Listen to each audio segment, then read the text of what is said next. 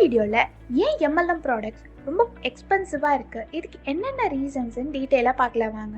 நார்மலாக நம்ம ஒரு ப்ராடக்டை சூப்பர் மார்க்கெட்லேருந்து வாங்கும்போது அதோட ப்ரைஸ் கம்மியாக இருக்கும்.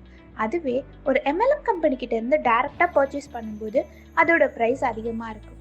இதுக்கு நிறைய ரீசன்ஸ் இருக்குது. மற்ற கம்பெனிஸ் மாதிரி இல்லாமல் நெட்வொர்க் மார்க்கெட்டிங்கில் இருக்கிற கம்பெனிஸ் அவங்க ப்ராடக்டை நிறைய நம்பரில் ப்ரொடியூஸ் பண்ணாமல் குவாலிட்டியில் ஃபோக்கஸ் பண்ணுவாங்க. இதனாலேயே அவங்க ப்ராடக்ட்ஸ் எல்லாமே ஹை குவாலிட்டி ப்ராடக்ட்ஸாக தான் இருக்கும்.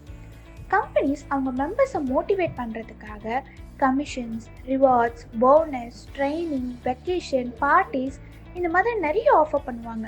இதுக்கு அவங்க தனியாக ஃபண்டு போட்டே ஆகணும். கூடவே ப்ராடக்ட்ஸில் இன்னோவேஷன்ஸ் ஒரு டெவலப்மெண்ட் இல்லைன்னா கஸ்டமர்ஸை அட்ராக்ட் பண்ண முடியாது. இதுக்காகவே கம்பெனிஸ் தனியாக ரிசர்ச் டீம் போட்டே ஆகணும், அதுக்கு பட்ஜெட் ஒதுக்கியே ஆகணும். இந்த மாதிரி ரீசன்ஸ்னால தான் எம்எல்எம் ப்ராடக்ட்ஸ் எப்போவுமே எக்ஸ்பென்சிவாக இருக்குது.